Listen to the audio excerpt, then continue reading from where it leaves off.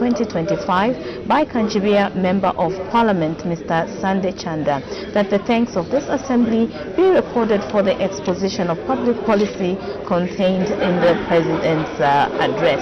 So we expect continuation of this motion. But just in case you did miss out on what transpired earlier on the floor of the House, Taza, maybe just a quick update on what has happened so far. So far, 4 announcements have been made by Madam First Deputy Speaker, and after that the House did consider some urgent matters without notice, and thereafter 2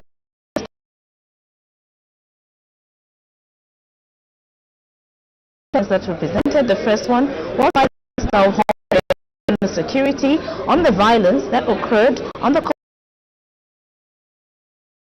on Wednesday, 12 March 2025, and the second one was by the Minister of Infrastructure, Housing and Urban Development. This was on the public-private partnership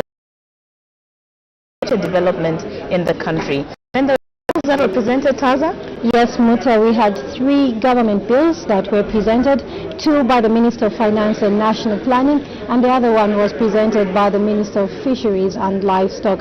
The first one was the National Road Fund Amendment Bill, National Assembly Bill number 2 of 2025, a bill seeking to amend the National Road Fund Act. The bill was read the first time. Just now, we cross over to the floor of the House.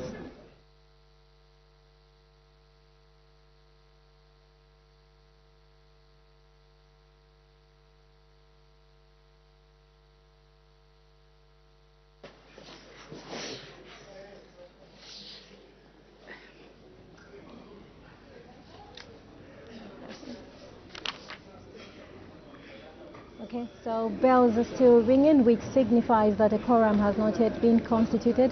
It is a requirement that 1/3 of members of Parliament need to be present for business to be transacted on the floor of the House.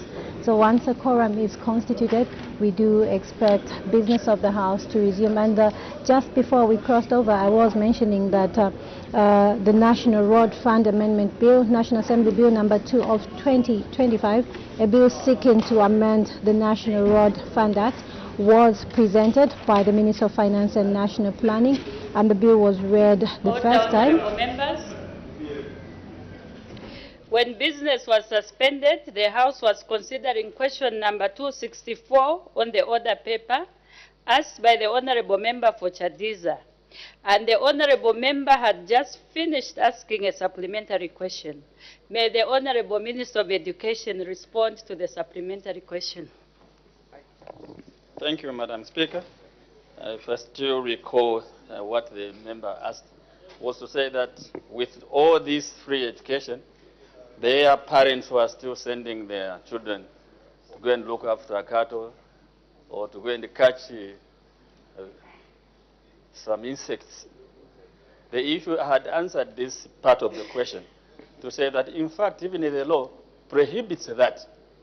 So parents must take advantage of this window. First of all, they never used to take their children to school because they alleged that they didn't have money. Now the money government is paying. We even went further, that they are not even paying for exam fees. Government is taking care of that as well. So strictly speaking, let us appeal to the conscience of the parents themselves. But the law is replete as well. If you don't take your child to school, you can either be taken to court. It's actually an offense. But we don't want to go that far because we are coming from a different. If you see, just remind the parents, if there's a hospital, at the hospital, when they look at those nurses when they are sick, they look at those doctors, they went through an education system. When they see you as an engineer, just tell them, say that if it wasn't a school, I wasn't going to be called engineer. What is your surname? I forgot. Engineer who? Daka, yes. So we need to be encouraging our constituents to take their children to school.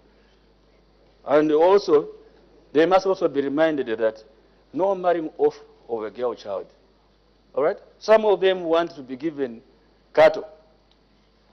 They must just be reminded, of course, an investment in a a child takes a lot of time in order for you to reap. For example, if you marry off a child and then you are given 3 heads of cattle, and then your child becomes a surgeon who is getting probably 60,000 per month. If they are good children, they'll be paying you or giving you money in the old age, 10,000 per month. So within 3 months, you would have acquired your 3 cattle, which would have sold out your child. Thank you very much. Thank you. The last member, the Honorable Member for Kagwata. I'm grateful, Madam Speaker. Honorable Minister, I think the issue of misuse of school grants is actually on the rampant. You go to Chadiza, Kawata, or any other place, you find that most of these school managers are in the habit of abusing these grants that are given by the government. What is your word of advice to the school managers that are in the habit of abusing school grants? Thank you. The Honorable Minister of Education. My advice is that let them stop. Let them stop, because they will see their day in court and prison. I know old habits die hard, because this is what they used to do when collecting school fees from their parents. And this is why they would say that, no, bring shovels, bring this, bring that, bring tissue. And now we are giving them that money. If you are caught, because now auditors are on them, if you are caught, you will go to prison. So my advice, stop it. If you are still there. Thank you. Thank you. The clerk will now read the orders of the day. The Plant Health Bill, National Assembly Bill number 20 of 2024, committee stage. The House will now resolve into committee.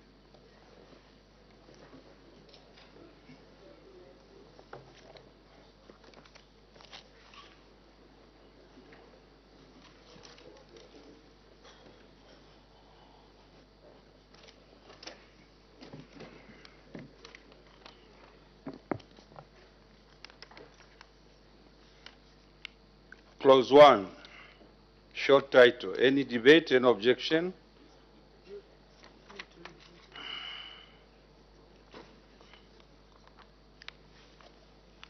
Order. The Plant Health Bill, National Assembly Bill number 20 of 2024. Clause 1, short title. Any debate and objection? Clause 1 is agreed to. Clause 2, interpretation. Any debate and objection? The question is that Clause 2 stands part of the bill. The Acting Minister of Agriculture. I beg to move that Clause 2 be amended with words as circulated. The question is that Clause 2 be amended with words as circulated. Any debate and objection? Amendment is agreed to. Clause 2 as amended. Any further debate? I see none. I put the question. The question is that Clause 2 as amended stands part of the bill. As many as of that opinion say aye. Of the contrary say no. The ayes have it. The question is resolved in the affirmative. Clause 2 as amended is ordered to stand part of the bill. Clause 3, Plant Sanitary and Phytosanitary Service Department. Any debate and objection? Clause 3 is agreed to. Clause 4, Director, Inspectors, and Staff. Any debate and objection? Clause 4 is agreed to. Clause 5, Delegation of powers and duties of inspectors to customs officers or authorized person. Any debate and objection? Clause 5 is agreed to. Clause 6, Prohibition of employment or engagement as pest controller without registration. Any debate and objection? Clause 6 is agreed to. Clause 7, Application for registration as pest controller. Any debate and objection? The question is that Clause 7 stands part of the bill. The Acting Minister of Agriculture. I beg to move that Clause 7 be amended with words as circulated. The question is that Clause 7 be amended with words as circulated. Any debate on objection? Amendment is agreed to. Clause 7 as amended. Any further debate? I see none. I put the question. The question is that Clause 7 as amended stands part of the bill. As many as are of that opinion say aye. Of the contrary say no. The ayes have it. The question is resolved in the affirmative. Clause 7 as amended is ordered to stand as part of the bill.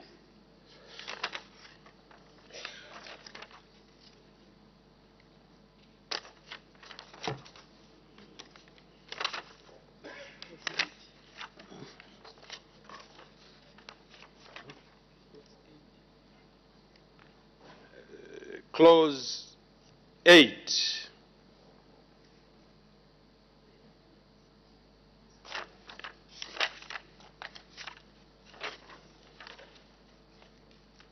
Sorry.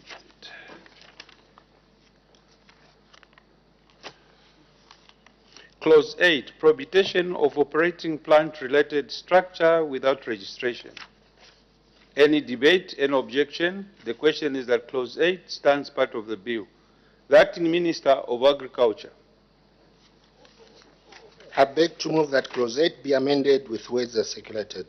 The question is that Clause 8 be amended with words as circulated. Any debate, any objection?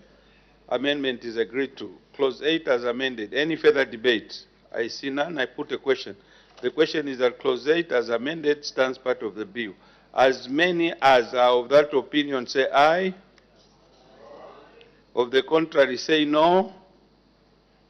The ayes have it. The question is resolved in the affirmative. Clause 8 as amended is ordered to stand part of the bill.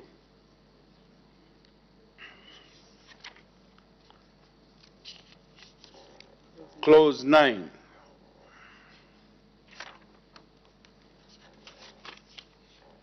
The Honorable Minister of Agriculture. Sorry? Clause 9, registration of plant-related structure. Any debate, any objection? The question is that Clause 9 stands part of the bill. The Acting Minister of Agriculture.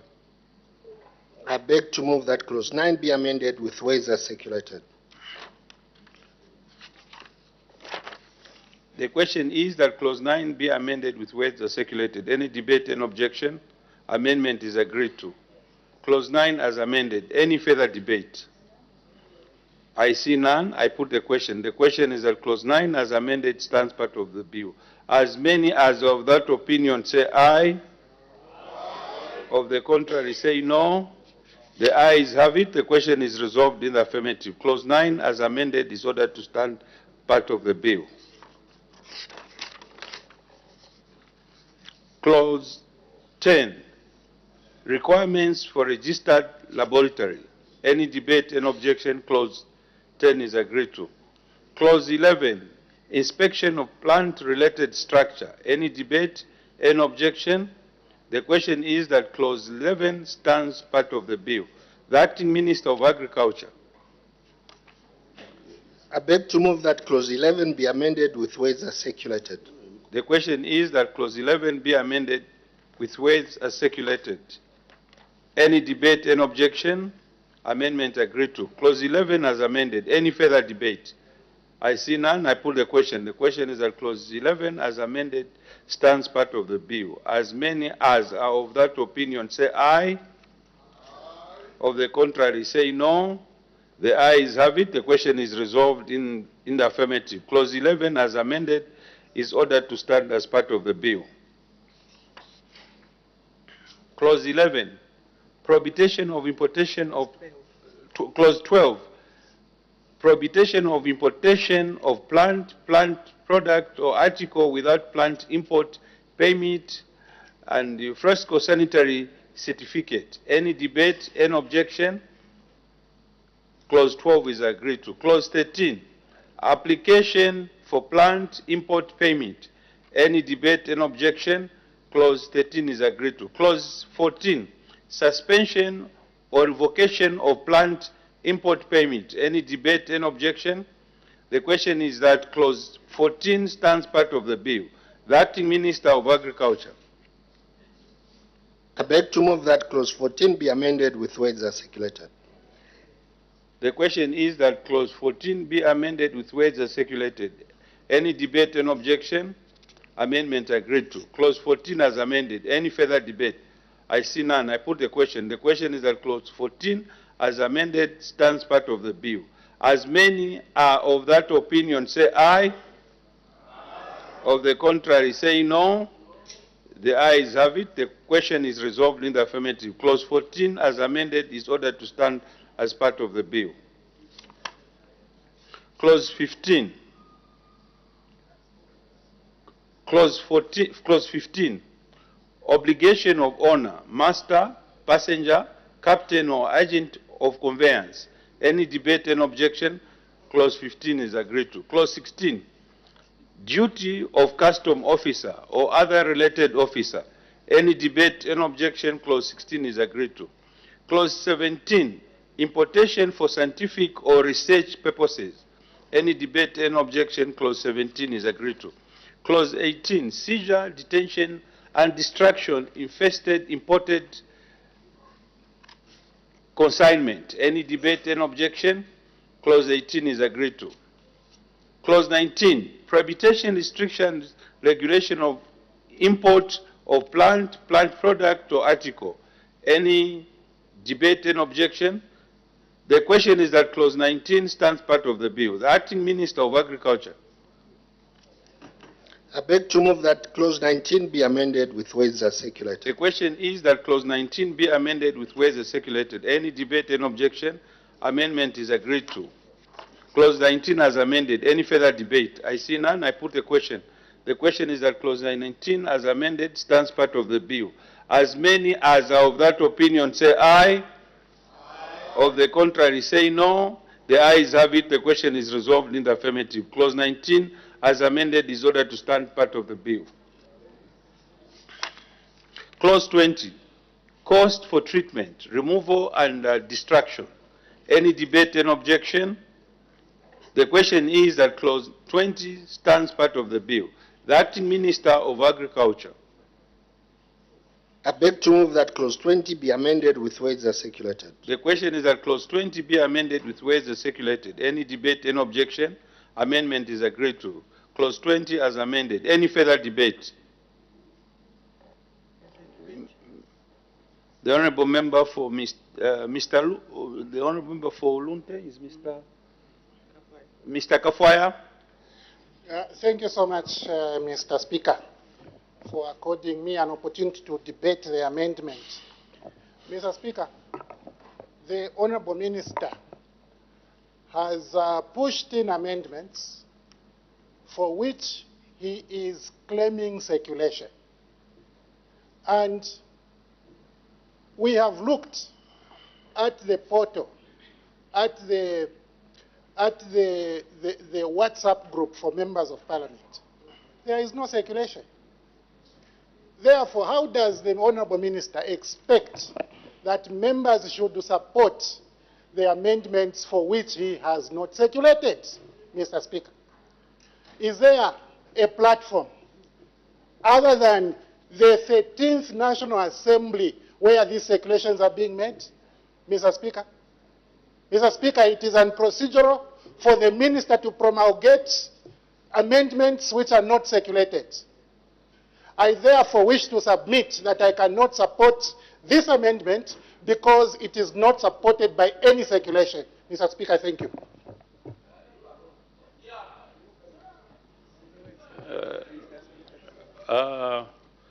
The Honourable Minister, the Acting Minister of Agriculture, if he has something to say, because from our end, we as the Secretariat, which is the clerk of the office of the clerk, had the amendment circulated. So it's whether yourself had access to it. But what we know, on the platform, the amendment was circulated. So it's the issue, I'm guiding. The amendment was circulated on the members' platform. But the issue is whether yourself in your individual capacity, you had access to the document. But the needful was done. So the Honorable Member, or the Honorable Minister, is in order to proceed. It was circulated. May you take your seat, Honorable Member? May you take your seat? The Honorable Minister is not out of order. The amendment was circulated on the platform. So let's proceed. I put the question. The question is clause 20 as amended stands part of the bill. As many are of that opinion say aye. Of the contrary say no. The ayes have it. The question is resolved in the affirmative. Clause 20 as amended is ordered to stand part of the bill. Clause 21, prohibition of export of plant product or article without physical scrutiny certificate. Any debate, any objection? The question is that clause 21 stands part of the bill. The Acting Minister of Agriculture. I beg to move that clause 21 be amended with words as circulated. The question is that clause 21 be amended with words as circulated. Any debate, any objection? Amendment is agreed to. Clause 22.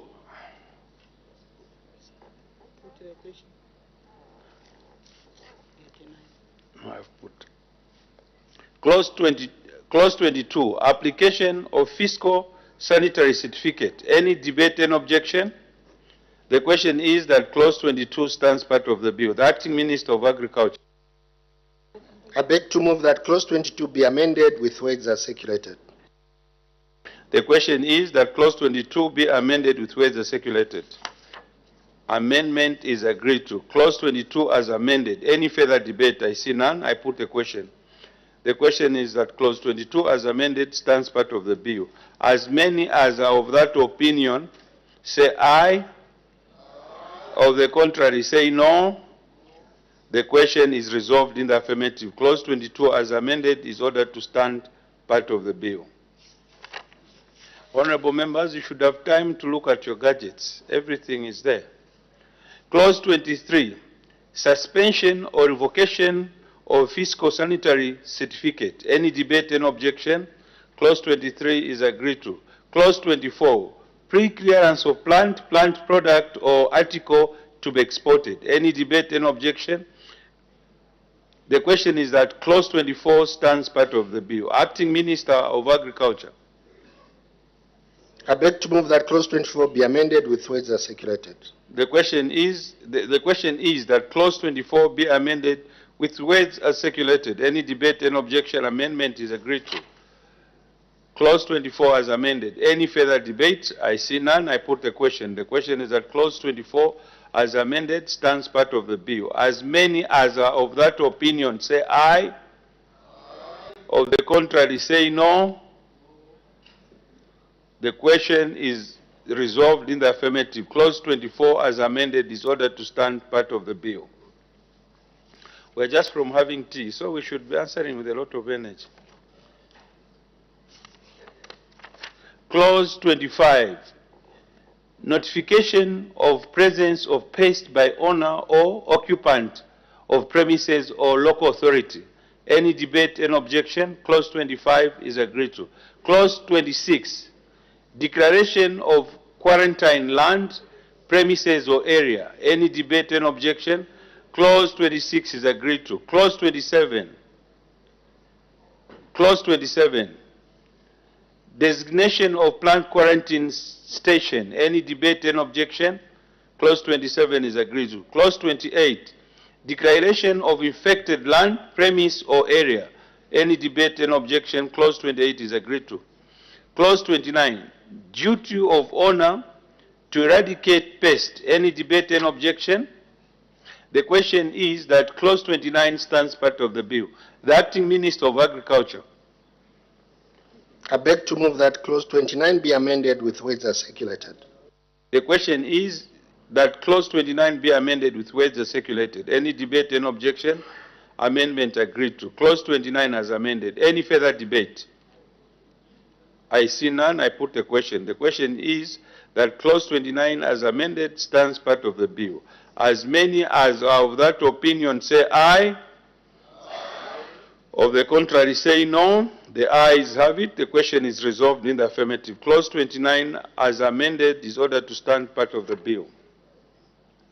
Clause 30, seizure and detention of plant product, articles from infected or quarantined land, or premise or land or area. Any debate, any objection?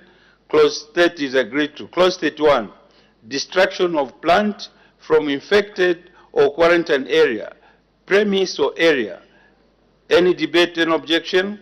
Clause 31 is agreed to. Clause 32, lifting of declaration of quarantine. Any debate, any objection?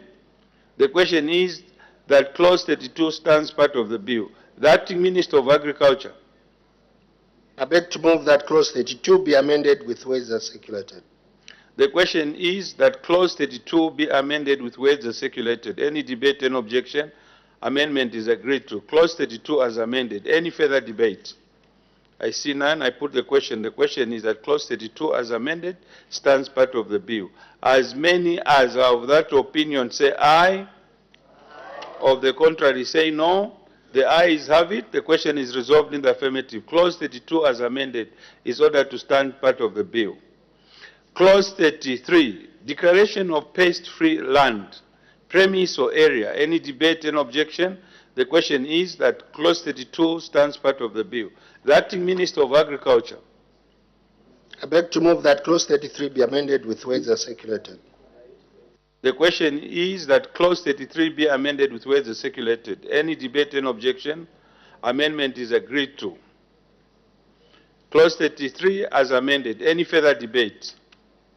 I see none. I put the question. The question is that clause 33 as amended stands part of the bill. As many as are of that opinion say aye. Of the contrary say no. The ayes have it. The question is resolved in the affirmative. Clause 33 as amended is ordered to stand part of the bill. Clause 34, declaration of low pest prevalence area. Any debate, any objection? The question is that clause 34 stands part of the bill.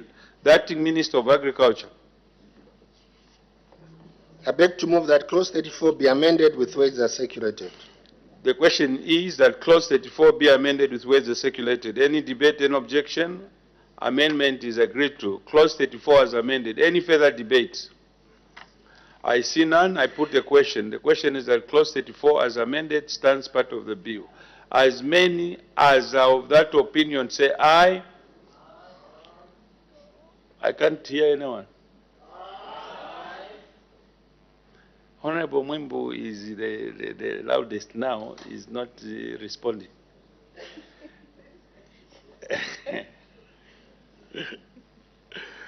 The question is resolved in the affirmative. Clause 34 as amended is ordered to stand part of the bill.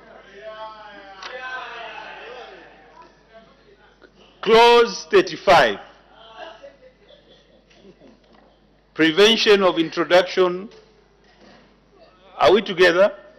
Yes. Are we together? Yes. Clause 35, prevention of introduction of invasive alien species. Any debate, any objection? Clause 35 is agreed to. Clause 36, regulatory powers to eradicate pest. Any debate and objection? The question is that clause 36 stands part of the bill. The Acting Minister of Agriculture. I beg to move that clause 36 be amended with words as circulated. The question is that clause 36 be amended with words as circulated. Any debate, any objection? Amendment is agreed to. Clause 36 as amended. Any further debates? Those that want to speak when we pose the question, be ready to speak. They should not be speaking while they're seated. I put the question. The question is that clause 36 as amended stands part of the bill.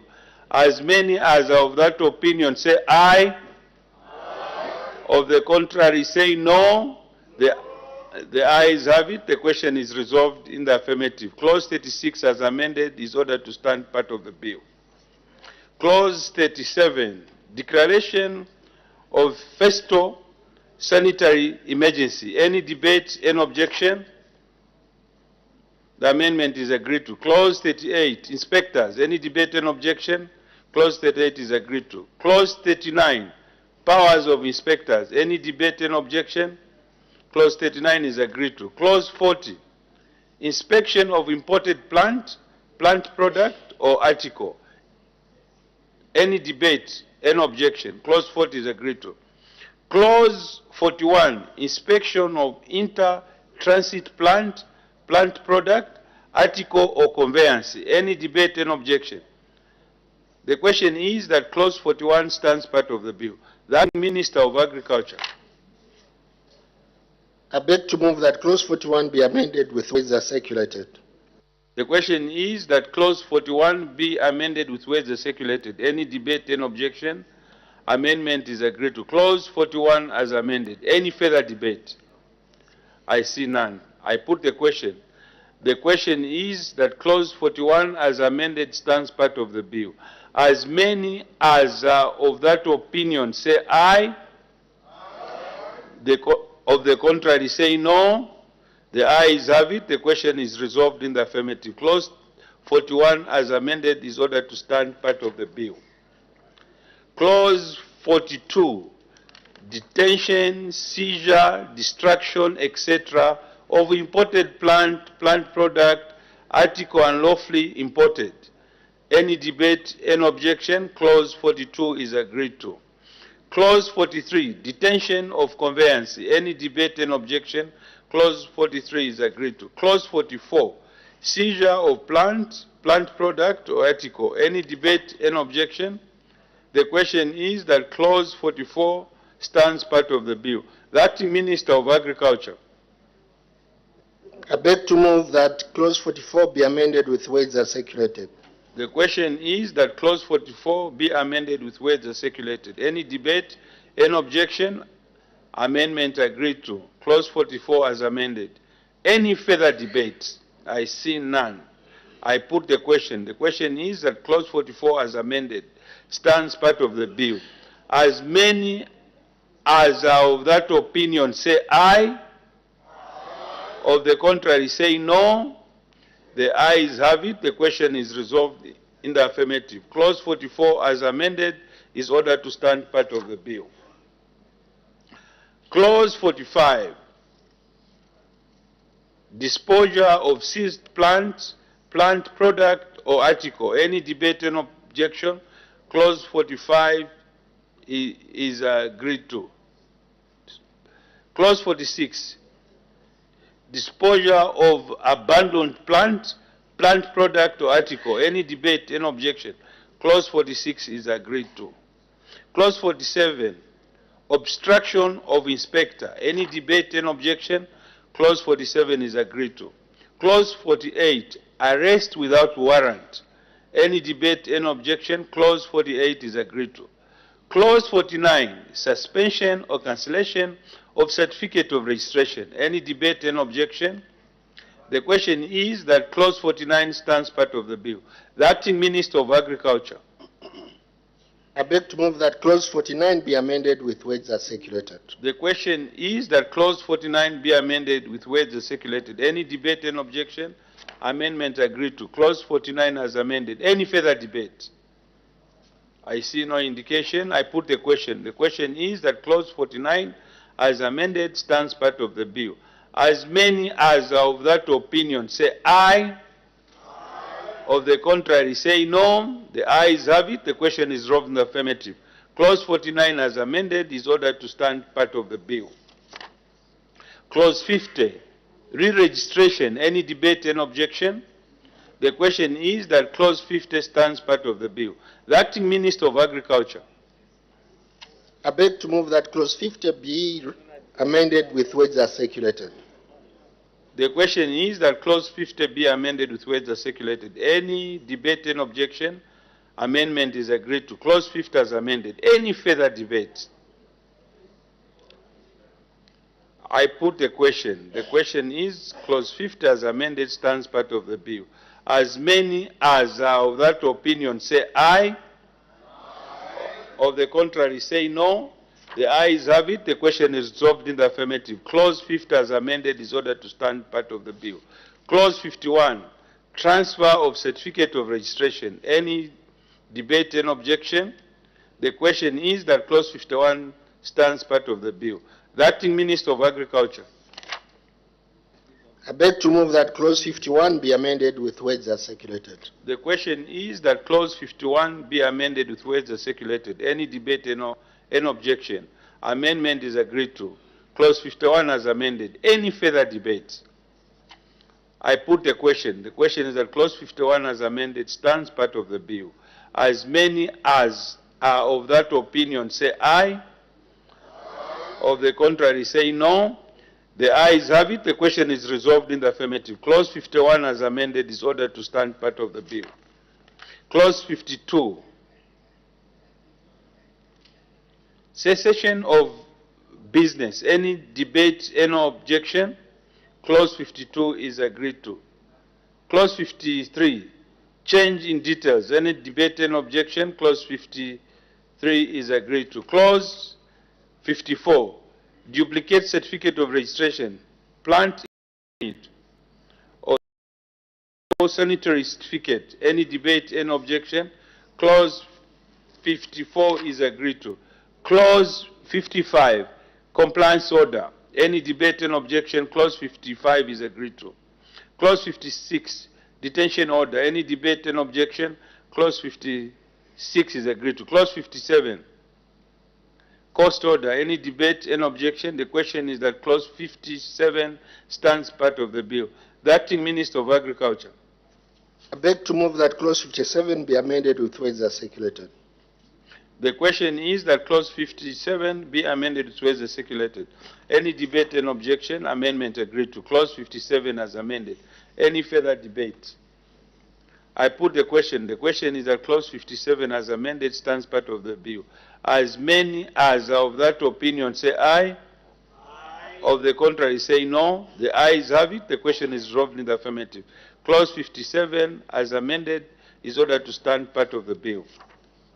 Clause 58, prohibition of publication or disclosure of information to unauthorized persons. Any debate and objection? Clause 58 is agreed to. Clause 59, immunity. Any debate and objection? Clause 59 is agreed to. Clause 60, appeals. Any debate and objection? Clause 60 is agreed to. Clause 61, general offenses. Any debate and objection? The question is that Clause 61 stands part of the bill. The Acting Minister of Agriculture.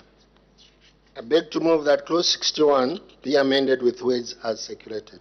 The question is that Clause 61 be amended with words as circulated. Any debate and objection? Amendment agreed to. Clause 61 as amended. Any further debate? I see none. I put the question. The question is that Clause 61 as amended stands part of the bill. As many as are of that opinion say aye. Of the contrary say no. The ayes have it. The question is resolved in the affirmative. Clause 61 as amended is ordered to stand part of the bill. Clause 62, regulations. Any debate and objection? The question is that Clause 62 stands part of the bill. The Acting Minister of Agriculture. I beg to move that Clause 62 be amended with words as circulated. The question is that Clause 62 be amended with words as circulated. Any debate, any objection? Amendment agreed to. Clause 62 as amended. Any further debate? I see none. I put the question. The question is that Clause 62 as amended stands part of the bill. As many as are of that opinion say aye. Of the contrary say no. The ayes have it. The question is resolved in the affirmative. Clause 62 as amended is ordered to stand part of the bill. Clause 63, repeal of Plant Pest and Diseases Act and savings and transitional provision. Any debate, any objection? Clause 63 is agreed to. The Acting Minister of Agriculture.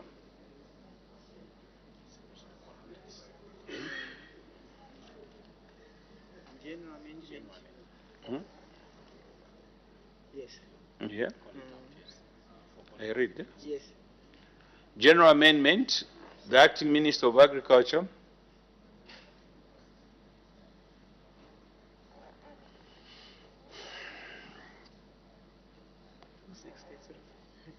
Clause 62, as amended, is ordered to stand part of the bill.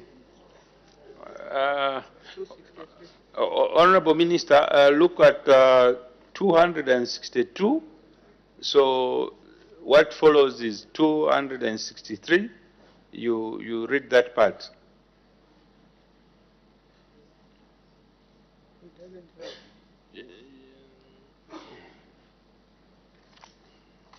Where it's written 263.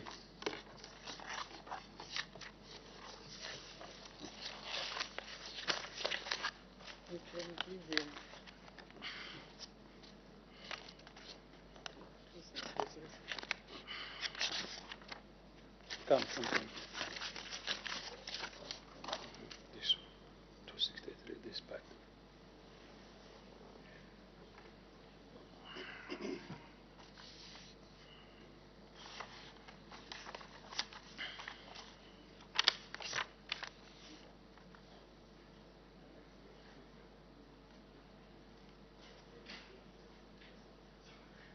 Chairperson, sorry about that. I beg to move that the bill be amended on page 24 to 43 with words as circulated.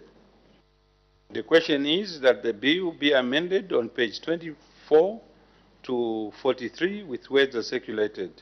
Any debate, any objection, amendment is agreed to. The bill as amended on page 24 to 43, any further debate? I see none. I put the question. The question is that the bill as amended on page 24 to 43 stands part of the bill. As many as are of that opinion say aye. Or the contrary say no. The ayes have it. The question is resolved in the affirmative. The bill as amended on page 24 to 43 is ordered to stand part of the bill. I put the question. Sorry.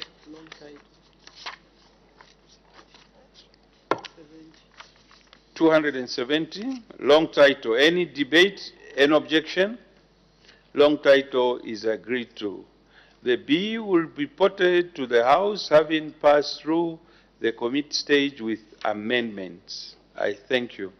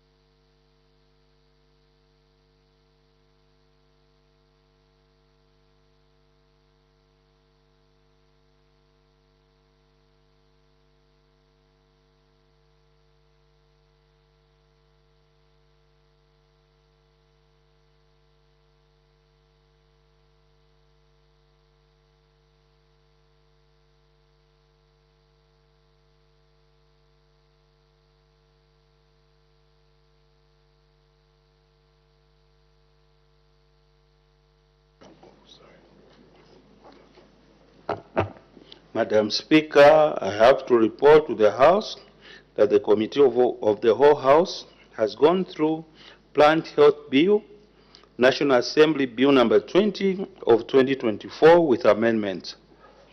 Day for consideration of the report. Tuesday, 25th March 2025, Madam Speaker. Consideration of the report to be taken on Tuesday, 25th March 2025. Next order. Thanks. The President's address. Motion of 4th March, resumption of debate. When the House adjourned yesterday, Tuesday, 18th March 2025, the House was considering the motion moved by the Honorable Member for Kanchivia that the thanks of this Assembly be recorded for the exposition of public policy contained in the presidential address. Any further debate?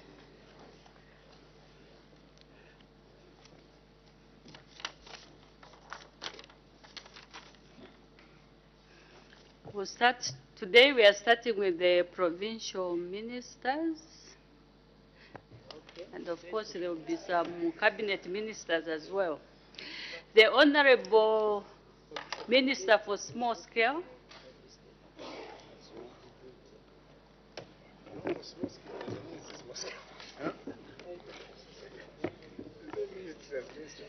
Madam Speaker, I would like to thank you for according me the opportunity to support the address by Mr. Hakainde Hichilema, the President of the Republic of Zambia, on the progress made in the application of the national values and principles delivered to the 4th session of the 13th National Assembly on Friday, 28th February 2025. Madam Speaker, my reaction to the presidential address, I wish to begin by stating that my ministry strongly supports the agenda of promoting national values and principles. This is because it is key in encouraging a positive and desired mindset that promotes a culture of hard work coupled with good moral value amongst our citizens. A culture of hard work is critical in ensuring growth and prosperity among our SMEs and cooperatives. On the other hand, good morals are crucial for a healthy society because they foster trust, cooperation, and a sense of justice, leading to a more productive environment for everyone. Madam Speaker, one of the values and principles is patriotism or national unity. This one, the President on page 8 said, and I want to quote, "We are equally concerned about the increasing number of our citizens that are borrowing loans from CDF and the Citizen Economic Empowerment Commission with intention of not paying back. This is contributing to the growth of these facilities not to attain the objective intended for, so that the funds could be a revolving fund." End of the quote. As a ministry, we wish to acknowledge the challenge as ably articulated by the President. The sole purpose of these funds is to allow all and many Zambians to have equal access to the funds in order to jumpstart, upscale, and grow their businesses. Once paid back, others will be able to benefit. Madam Speaker, the issue of paying back borrowed loans is equally a reflection of the level of patriotism among our people.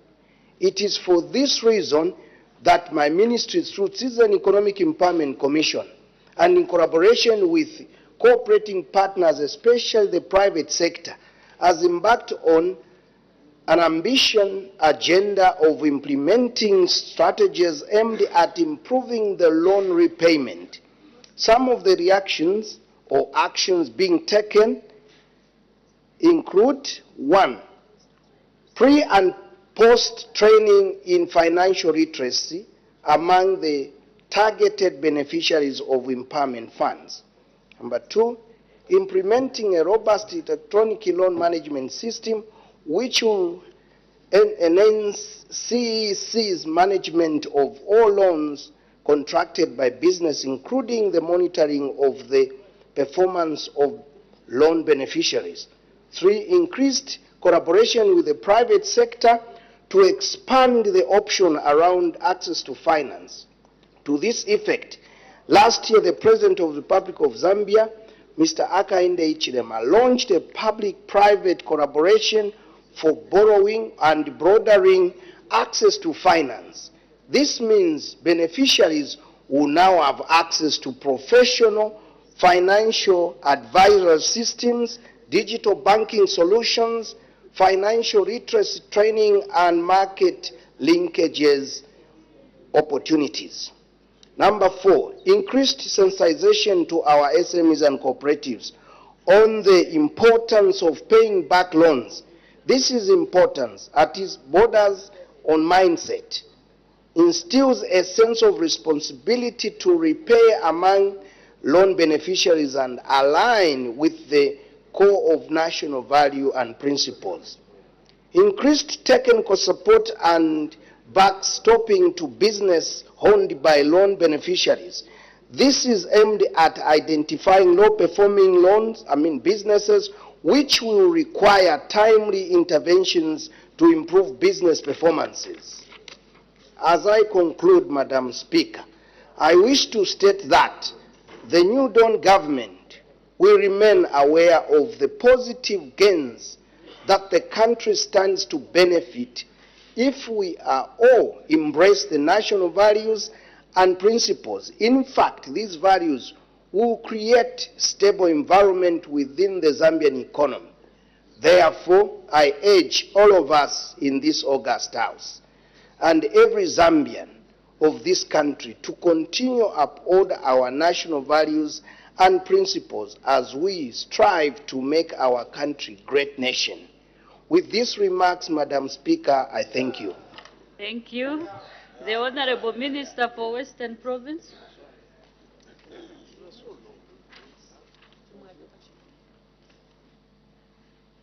Yeah, Western. Madam Speaker, thank you very much for according me this opportunity to give a statement to support and commend the Republican President, Mr. Hakainde Hichilema, on the well-articulated and structured address made in this August House on 28 February 2025 in relation to the progress made in the application of the national values and principles in line with Article 9.2 of our Constitution. The speech made by the President was very well elaborate and ably presented to this August House.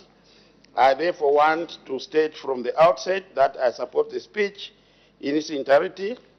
Let me now comment on a few areas from the speech.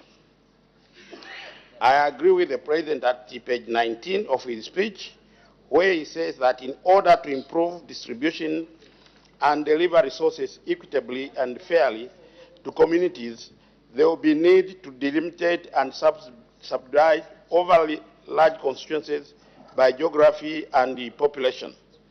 This will require constitutional amendment to be effected. Madam Speaker, we from Western Province are alarmed to note that such a simple and straightforward statement could solicit such deliberate misinformation from colleagues, some of whom are here in this House, but they have left. Madam Speaker, this country, Zambia, belongs to all of us, and we have equal rights to it in terms of how it is governed. On this basis and going forward, we must restrain the tendency of those thinking that making the loudest noise is synonymous with being right. That is far from the truth. Sometimes, as in this case, we might benefit more by listening keenly to those that are at the receiving end and not those beating the loudest drums. For example, in the context of equity, why not listen to those of our citizens from the biggest constituencies or those with more numbers of wards like Kasempa and Mufugwe, what they feel about the current arrangements in the context of equity and decentralization. If we do it this way, we might benefit more. But on the contrary, what we have got, instead we have colleagues in this House calling a press conference on Friday, as reported in one of the papers, and alleging that our Republican President was serving citizens a cup full of poison but adding sugar to it. During the press briefing, they went on to allege that by now we all know why President Hakainde Hichilema is interested in amending Article 52. He wants to introduce clauses to do with 50+1. He wants to do away with clauses to do with running mate. He wants to do away with clauses to do with term limits. He wants to introduce deputy ministers. Those colleagues who are inciting the citizens in such a manner, have they seen the proposed amendments? Why can't they wait to see them before they start misleading the nation? In their vigorous campaigns, have they taken into account the views and needs of compatriots from these very large constituencies? The answer is no. Are they being fair? Again, the answer is no. Madam Speaker, yesterday in Germany, they also amended some of the clauses relating to their constitution to be in tandem with the change the global geopolitical situation. So there's nothing wrong in our case to do the same, because leaders were voted to make decisions and not to postpone decisions. Madam Speaker, the President was also right on page 18 of his speech when he said that this government is committed to upholding human dignity, equality, social justice, and non-discrimination. The New Dawn administration non-discriminatory approach to development can be seen from the enhanced CDF. CDF is taking development to all constituencies at the same time. No constituency has been excluded, and we are now able to address developmental inequalities, which are transforming lives and restoring human dignity.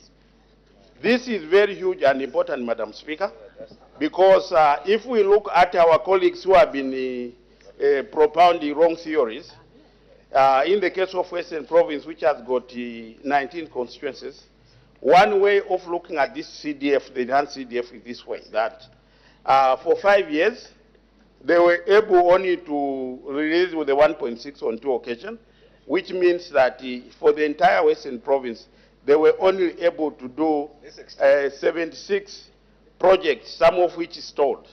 But in the new order, under President Hakainde Hichilema, in 2022, 1 year, they have been able to do in the region of 380 projects.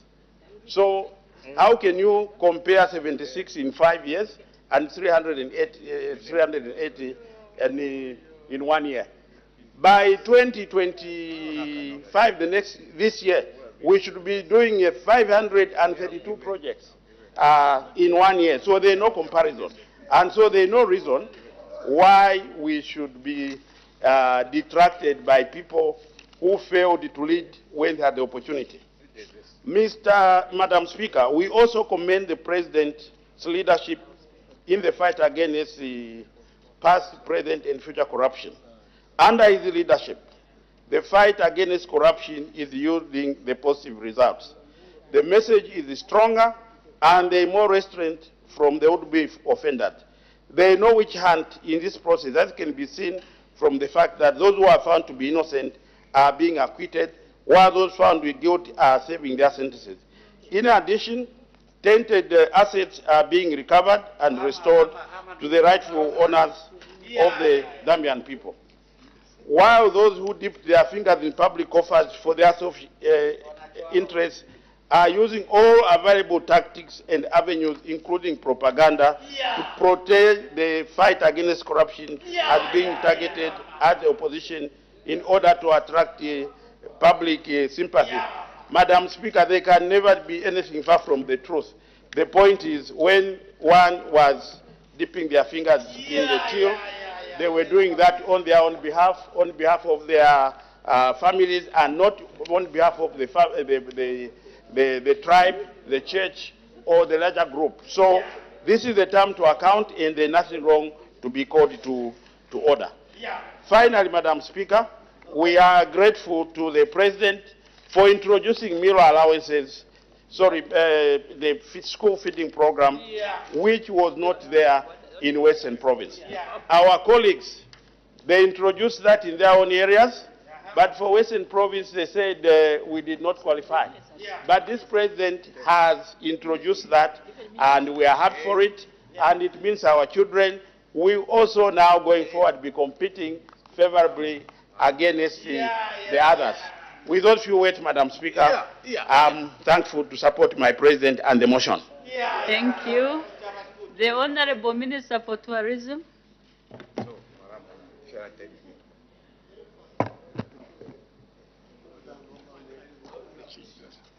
Madam Speaker,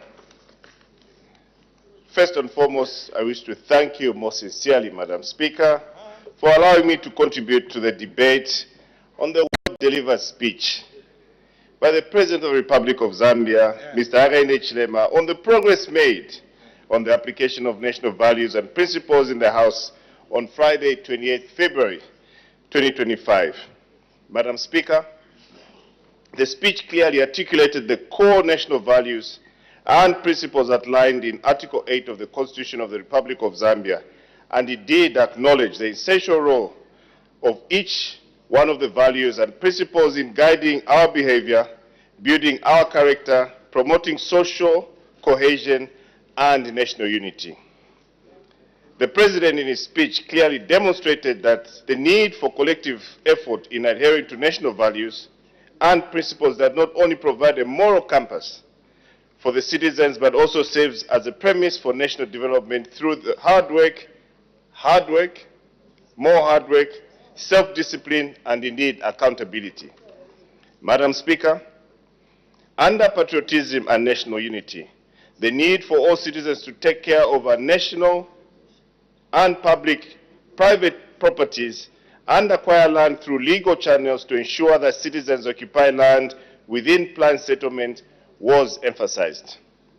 Over the years, Madam Speaker, my ministry, the Ministry of Tourism, has experienced increased incidences of human-wildlife conflict which can be attributed to the illegal expansion of human settlement into protected areas. These encroachers, Madam Speaker, have compromised the integrity of our biodiversity, blocking wildlife corridors and introducing livestock in undesignated zones of game management areas, that contributing to the spike in human-wildlife conflict. Madam Speaker, inasmuch as settlements are permitted in game management areas, these should be done in conformity with existing general management plans which provides for acceptable land use practices in prescribed zones. Madam Speaker, communities living near wildlife protected areas will always face the risk of exposure to conflicts with wildlife. However, our aim as government is to reduce the scale and the frequency of occurrences of human-wildlife conflict so as to safeguard the lives of the people and property to ensure coexistence of human and that of wildlife. Madam Speaker, in re-echoing the President's call for all citizens to be patriotic, communities are being urged to play their part and desist from encroaching in protected areas. This is because evidence has demonstrated over the years, Madam Speaker, that the increase in illegal settlements in protected areas is a major contributor for human-wildlife conflicts. Madam Speaker, in our continued spirit of patriotism, the President made a clarion call to all citizens to promote the production and consumption of local products and local services by Zambia. I am delighted, Madam Speaker, to inform you that my ministry did relaunch the domestic tourism campaign dubbed, and I quote, "Take a Holiday Yamuloko," end quote, in September of 2024, which aims to boost domestic tourism and increase appreciation of local tourism products and services. This campaign is aimed at encouraging Zambians to explore their country and discover the diverse landscapes and rich cultural heritage. Madam Speaker, following the relaunch of the intensified marketing campaign coupled with improved accessibility to key heritage sites and enhanced collaboration with stakeholders in the tourism sector, the ministry recorded a comparative increase in local visits to tourist destinations from 486,418 visits recorded in 2023 to 530,110 visits recorded in 2024, representing an increase of 9.9% over a same period. Madam Speaker, the COVID-19 pandemic experience has shown us the importance of investing in our own people. When the world was grappling with the COVID-19 pandemic, which led to travel restrictions, the tourism sector was one of the sectors that was severely affected. And in the absence of international travels, the domestic market sustained the sector, thereby saving the sector from total collapse. The domestic tourism, Madam Speaker, I wish to report that it did keep the pulse on the business. Madam Speaker, my ministry will continue to facilitate the creation of tourism products and services to our local tourist destinations, encompassing national museums, national parks, and heritage sites to make them affordable within reach for every Zambian. We believe that the best person to market Zambia, Madam Speaker, is the Zambians themselves. Madam Speaker, the President in his speech alluded to a conducive environment created by people to freely interact and participate in social and national events regardless of their persuasions, as evidenced from the recently celebrated Women's Day as well as Youth Day. The tourism sector continues to champion the promotion of culture by supporting traditional ceremonies across the country, which plays a pivotal role in promoting unity at community and national level. The government of the Republic of Zambia has gazetted a total of 98 traditional ceremonies in 2024 alone. The ministry was able to provide support to 74 traditional ceremonies, and in an unprecedented show of One Zambia, One Nation, the President of the Republic of Zambia, Mr. Hakainde Hichilema, was able to grace, Madam Speaker, a record of 30 traditional ceremonies dotted across all the 10 provinces of Zambia. Madam Speaker, following government's agenda to promote effective citizen participation in governance, the ministry remains resolute to facilitate the devolution of its cultural functions to local authorities to promote active participation of local communities in cultural affairs and in line with the decentralization policy. The transfer, Madam Speaker, of these functions is aimed at improving service delivery at community level and to foster a greater sense of participation in decision-making in local governance and community issues. Madam Speaker, as I conclude, allow me to commend and congratulate the President of the Republic of Zambia, Mr. Hakainde Hichilema, for a well-articulated and visionary address on the progress made in the application of national values and principles delivered to the fourth session of the 13th National Assembly on Friday, 28th February 2025. Madam Speaker, I thank you. Thank you. The Honorable Minister of Health.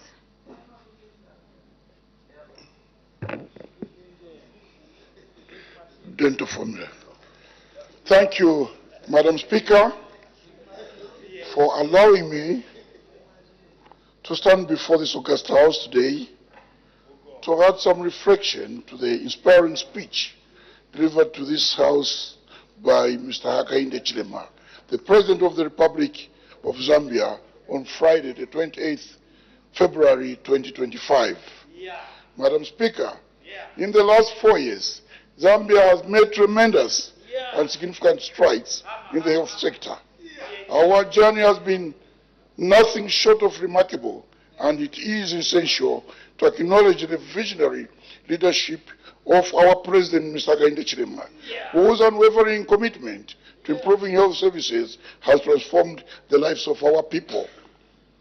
Madam Speaker, under the able leadership of President Hakainde Hichilema, we have witnessed a consistent and sustained effort to recruit health professionals across the country. The UPND government has recruited almost 20,000 health professionals from the time it took over power. This is unprecedented. No other Zambian government has ever recruited such a large number in the space of only 4 years. This initiative has not only strengthened our healthcare workforce, but has also ensured that our communities receive the quality care they deserve. Madam Speaker, furthermore, the acquisition of modern medical equipment such as digital X-ray machines, CT scans, MRI has revolutionized our healthcare delivery as we strive to reduce costs of sending our people abroad. Madam Speaker, specialized hospitals are now equipped with such modern technology, enabling our dedicated health professionals to diagnose and treat conditions with greater accuracy and efficiency. These specialized hospitals, such as the National Heart Hospital, are now able to address complex health issues right here at home that previously required international referrals. This only saves costs of government, patients and their families, but also strengthens our healthcare system as a whole. In fact, more investment is being targeted in this area to strengthen specialized health care services. Madam Speaker, the rehabilitation and re-equipping of cancer disease hospitals in Lusaka is progressing very well, and construction of the new cancer hospital in Ndola is on course, with the Livingstone Cancer Hospital commencing soon. These facilities will not only reduce patient referrals abroad, but will also foster a sense of confidence among our people. Zambians will visit our health facilities knowing that they can receive the care they need without the burden of long-distance travel.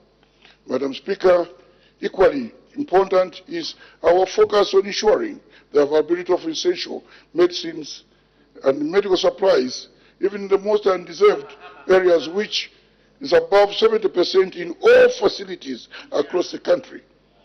We have made it a priority to bridge the gaps in access to medication, and I'm proud to say that we are making significant progress in the last mile distribution. No Zambian should go without the medicines they need, and our efforts in this area have brought relief to many families across the nation. In spite of funding challenges with USAID, government will ensure that there will be no disruption of availability. Madam Speaker, our progress in improving maternal and child health cannot go unmentioned. President Hakainde Hichilema, a champion for maternal and child health, has prioritized the provision of quality maternal and child health care services so that no woman should die whilst giving birth. Government, through my ministry, is following the presidential directive to ensure that all maternity annexes are well equipped, have solar grid energy, incinerator, water and sanitation reticulation. In line with the presidential aspirations, my ministry is determined to ensure that women do not, during pregnancy, after giving birth, and that babies come into this world healthier and able to live beyond their first hour or breath of life. Madam Speaker, on infrastructure development, our commitment to investing in health infrastructure is grounded in the belief that every Zambian, regardless of their social status, deserves access to high-quality medical care. The enhancement of our health care facilities is a testament to what the UPND government has achieved through dedication, collaboration, and investment in our people. With guidance from the President, Mr. Hakainde Hichilema, we are building healthier Zambia, where quality health is not a privilege, but a right for all. Madam Speaker, listening to some debates here, from the other people, I've been in this parliament, Madam Speaker, for 20 years. Since 2006 to date, with the promised continuation. And the speech that was delivered by the President was unprecedented. You could even see how people were acknowledging. You could see that the President means very well. He talked about unity. Look at the appointment of ministers. The whole country is covered. Permanent secretaries, the whole country is covered. Look at the health facilities. It's everywhere. When he increases this CDF, that CDF means also to relieve certain sufferings of the people throughout the country accounting for every single Zambian, not looking at the tribe, not looking at the region, but looking at the life of every Zambian. Bring them together. What a president, a special man. In 3 years, has shown us the way to live as Zambians. We are no longer a country that had issues with unity, integrity. Today, we are transformed through his leadership. And they are saying there is no development. Madam, you have to prepare a foundation, very strong foundation for you to deliver the development. Today, Zambia is stronger. Zambia is being admired by neighbors everywhere we go. We were in negative, we were in a pit. But Hakainde has managed to come out, to bring every Zambian out. And giving 36.1 million to every constituency in this Zambia. What a man. What a decision maker. Schools are free from grade 1 to grade 12. You go to university, the allowances. You go to colleges. This is what we mean by development. Cash for work. Everywhere you go, people are busy working. But you hear somebody, there is nothing this government has done since independence. When you look at them, what did they do? They were just busy punching us, locking us up in prisons every now and then. People had nothing, no care for anybody. They could not even bring unity in this country. You can't develop when you are not united. This country is more united. We want him to continue. And even after beyond the 2 terms, he has to continue as soon as the leadership that Zambia needed for this country. And when he talks amendment of the Constitution, it means very well for us here. We cannot wait for these gaps to be attended to in the other years. Time is now. The others which we can reschedule. But others need action, immediate action. You know it. It is to our advantage. But you hear some leaders are coming up with guesswork. How can you be a leader who is coming and misleading the nation? You haven't even seen the document. You are there saying things which you want just to mislead people. What sort of a leader are you? Who can trust such a leader? Let's be focused, facts, and deliver to the people of Zambia what we want. Bring Zambia where it's supposed to be. And the proper leader is Hakainde Hichilema. In Ikeren, I'm promising him 110%. There is no opposition. The other day, the remaining PF group came to UPND. So there we just excel. Madam, I thank you very much for being so nice. Thank you. Order. The Honorable Minister for Youth, Sport and Arts.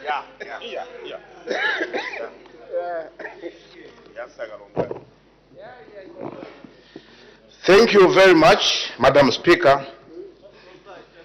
for giving me this opportunity to debate.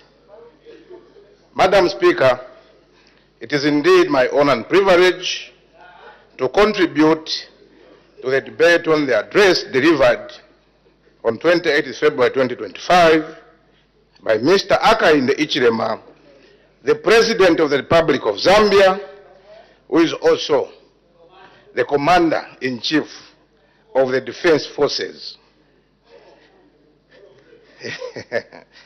On progress made on the application of national values and principles in the country, as enshrined in the Constitution.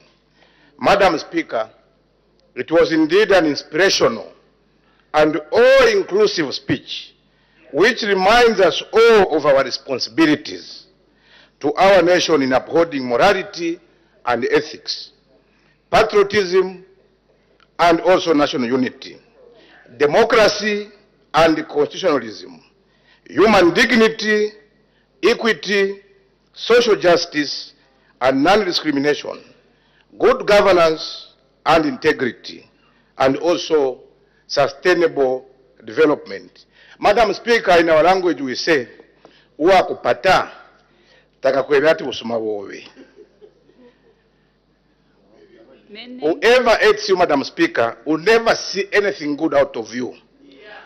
So even if we have an inspirational speech, others will never see anything good out of that important speech and inspirational speech.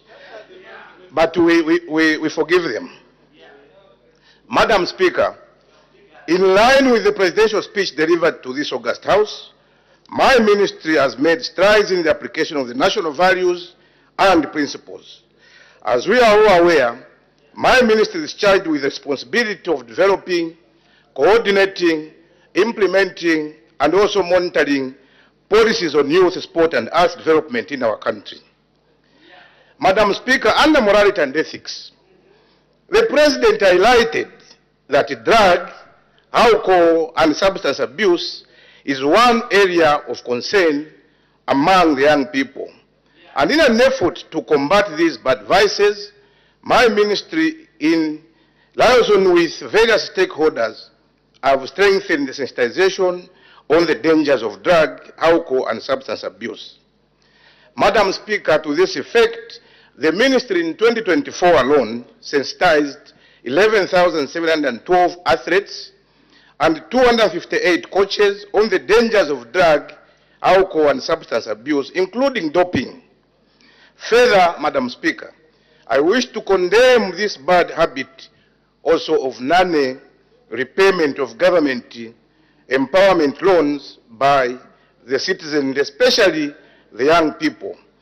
This is morally wrong and unacceptable. And as such, the young people of Zambia should detest such behaviors. And in order to curb this bad vice, my ministry in 2024 trained 3,032 youth on morality and mindset change. Madam Speaker, under patriotism and national unity, the President informed the House of the great sense of duty, patriotism, and pride our sportsmen and women exhibit when representing our country in various sports disciplines.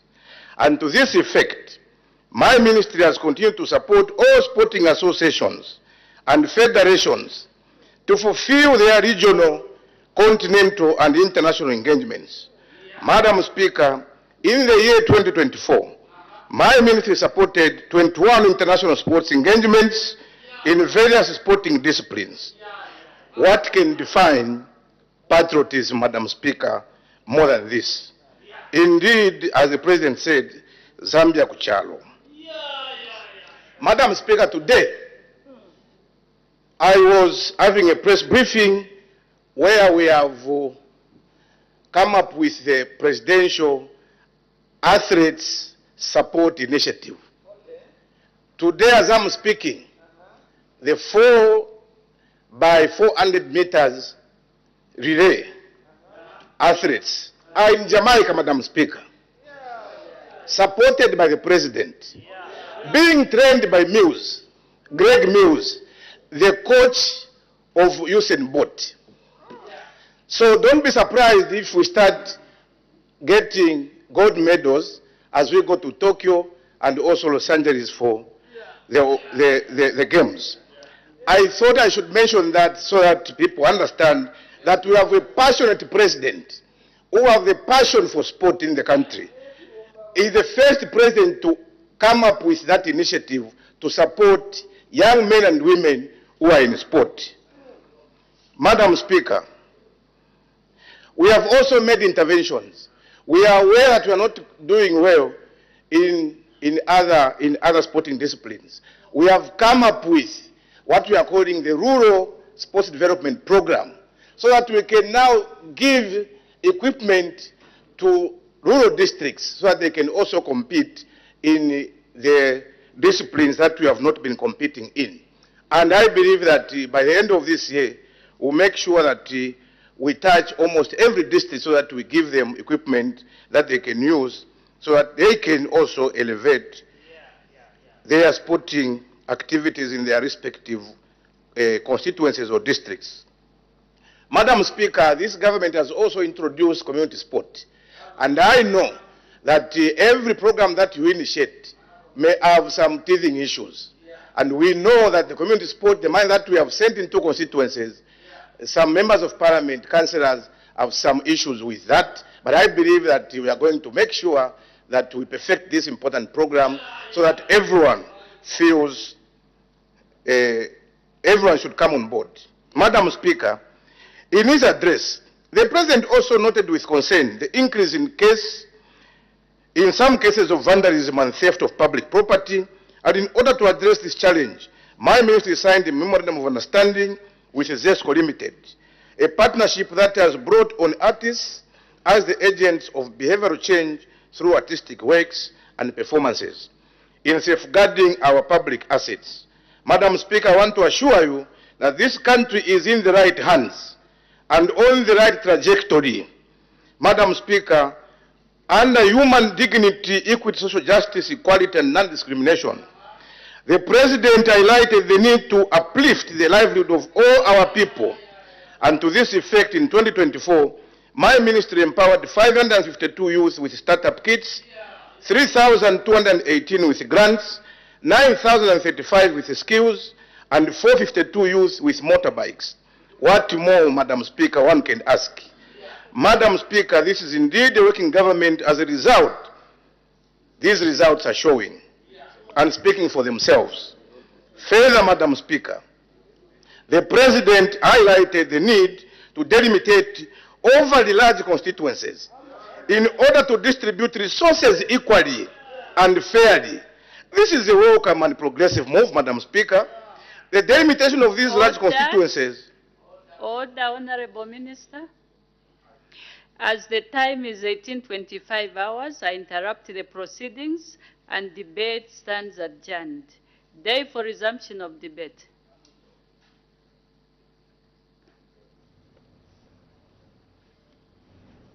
Speaker, tomorrow. Debate to resume tomorrow. Her Honor the Vice President, adjournment. Madam Speaker, I beg to move that the House now adjourns.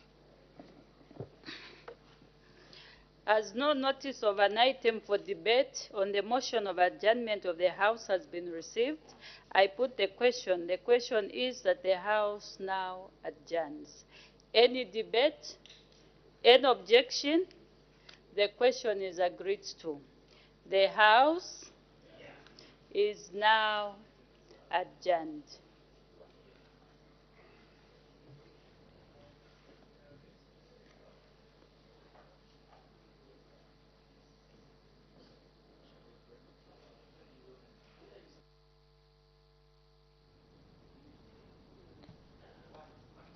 The time on Parliament Radio is 18:26. And the House has just adjourned.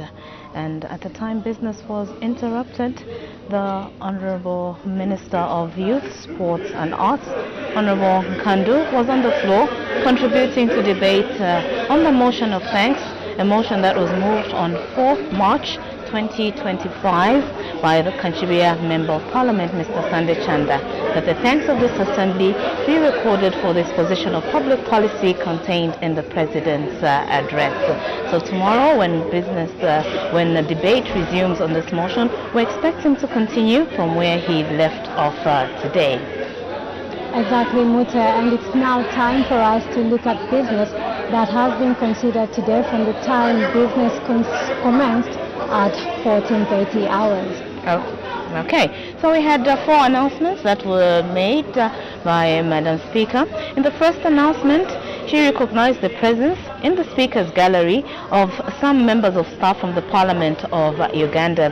She, on behalf of the National Assembly of Zambia, received the guests at the National Assembly of Zambia and indeed welcomed them. And then the other announcement, she also recognized the presence in the Speaker's gallery of some visitors from Africa Group of Negotiators Experts Support Agnes, a think tank group based in Kenya. She did say that the group is one of the sponsors of the Zambia Parliamentary Caucus on Environment and Climate, change, and that the team was in Zambia on a mission to support the National Assembly of Zambia in developing a digital tool called the Climate Monitoring and Accountability Tool, and the tool will be used to assist parliamentarians in conducting effective oversight over government actions on climate change. She, on behalf of the National Assembly of Zambia, received and welcomed the guests to the National Assembly of Zambia. And in the third announcement, Honorable Madam First Deputy Speaker did recognize the presence in the public gallery of students from the University of Zambia, Natural and Applied Sciences Association in Lusaka District. Honorable Madam First Deputy Speaker, on behalf of the National Assembly of Zambia, warmly welcomed the visitors to the National Assembly. And in the fourth announcement, Honorable Madam First Deputy Speaker did recognize the presence in the public gallery of visitors from Grassroots Heroes Zambia, a faith-based non-governmental organization in Lusaka District. Madam First Deputy Speaker, on behalf of the National Assembly of Zambia, warmly welcomed the visitors to the National Assembly. And then thereafter, there was consideration of urgent matters without notice, and this afternoon, 3 matters were brought up. The first one was by Nkana, Member of Parliament, and that was directed to the Leader of Government Business. It was basically on some programs for the youth, namely internship programs and empowerment of tankers program. So he was basically saying that there's been non-payment, and so he wanted the Leader of Government Business to respond by saying that by assuring the youth that the initiatives were not just siphoning a program, and this matter was not admitted. Instead, the Member of Parliament was advised to find another means of having this matter sorted out. And then the second matter was by Mwandi, Member of Parliament, a matter that was directed at the Minister of Water and Sanitation, but in his absence, it was directed to the Leader of Government Business. It was on the untreated water that is being pumped in her constituency straight from the river to residents, and her concern was that it was untreated water. So, however, the matter was not admissible, but the member was advised to file in an urgent question so that it can be attended to soon enough. And then the third matter was from Rome Member of Parliament, Mr. Chiwe, the matter was directed to the Minister of Local Government and Rural Development, and this was basically on the audit report on how the CDF funds were used in 2023. This matter was not admitted because it did not meet the criteria for a matter to, be admitted as a matter without notice. Exactly, Muta, and thereafter the Minister of Home Affairs and Internal Security rendered a ministerial statement on an urgent matter without notice raised by Honorable Chingamyuti, Member of Parliament for Kalabo Central Constituency, and Honorable Binro Mpundu, Member of Parliament for Nkana Constituency, regarding the violence that occurred during Youth Day celebrations in Kitwe. Honorable Jack Mwimbu did state that the violent incident that occurred during the Youth Day celebrations in Kitwe on 12th March 2025 was erupted between youths wearing Patriotic Front regalia and those perceived to be United Party for National Development Party sympathizers. The minister did state that the situation escalated with some youths attempting to regulate entry in the venue, and this did prompt the police to intervene using minimum force. The minister further went on to state that a police officer was assaulted with an iron bar and that 3 cadets were injured in separate incidents. The minister stated that government strongly condemns the violence and will hold those responsible accountable. He went on to state some of the measures that are being put in place to prevent future occurrences, and these include that the Zambia Police Service is implementing deployment of more officers, enhancing cooperation with the public, and conducting sensitization programs to promote peaceful participation in national events. And so those are just some of the details that were contained in the ministerial statement that was presented by the Minister of Home Affairs and Internal Security.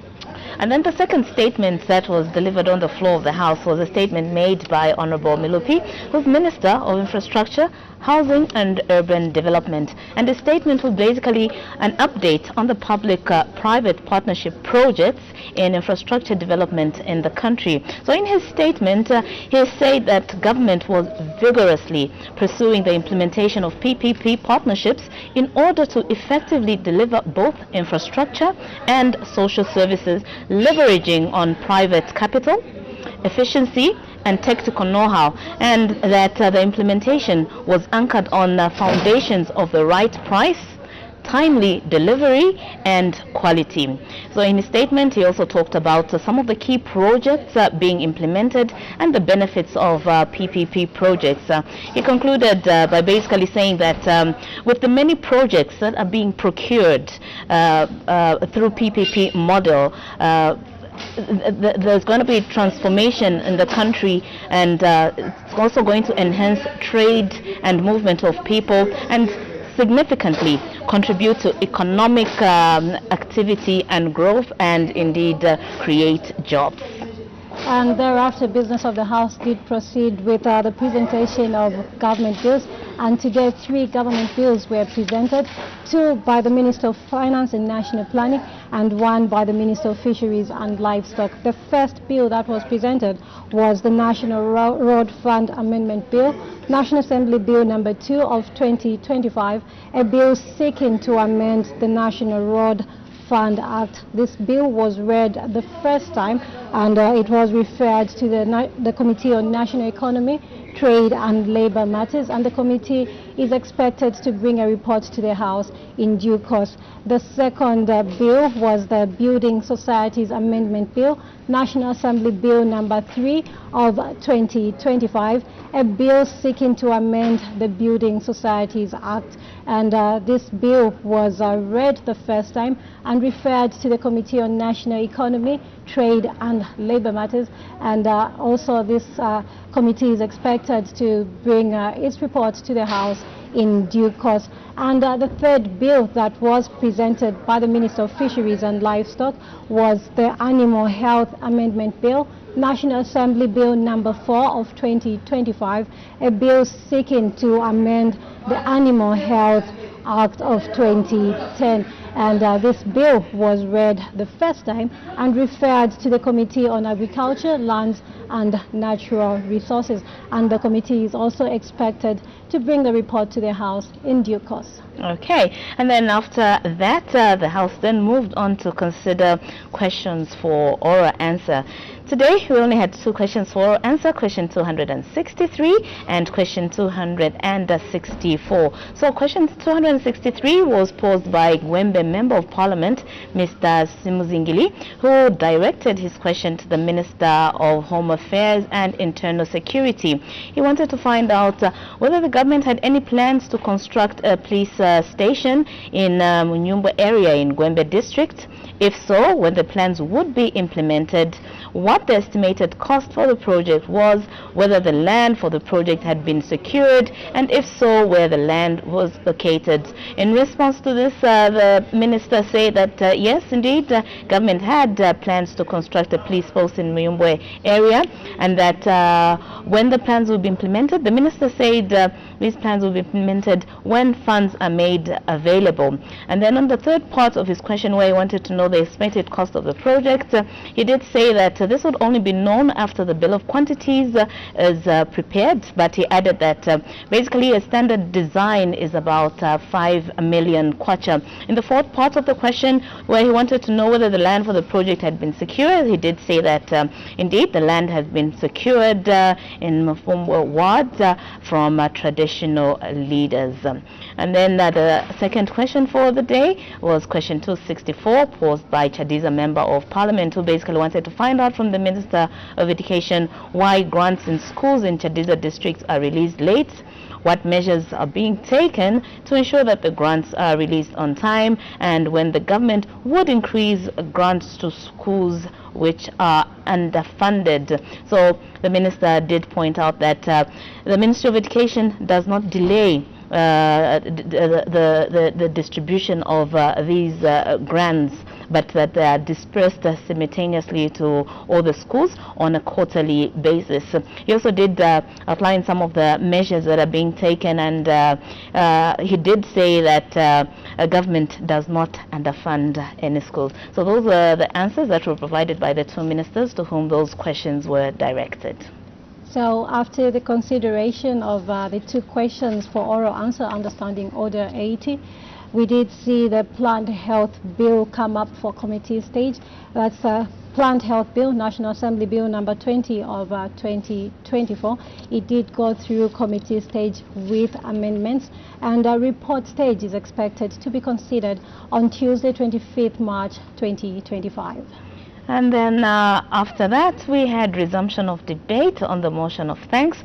This is a motion that was moved by Kanchiviya Member of Parliament, Mr. Sunday Chanda, and it was moved on 4th March 2025, that the thanks of this assembly be recorded for the exposition of public policy contained in the President's address. So in debate continued today, we had a number of ministers who did contribute to this debate by, of course, responding to some of the many issues and, of course, stating government policy. So the first contribution was from the Minister of Small and Medium Enterprise Development, Honorable Mwanga, and the Minister for Western Province, Honorable Akapelwa Mbangweta, also contributed. We had the voice of the Minister of Tourism, Honorable Sikumba. The Minister of Health, Honorable Elijah Mchima, also did add his voice, and the Minister of Youth, Sport and Arts, Honorable Kandu, was on the floor at the time business was interrupted. So those are the ministers who did contribute to that very important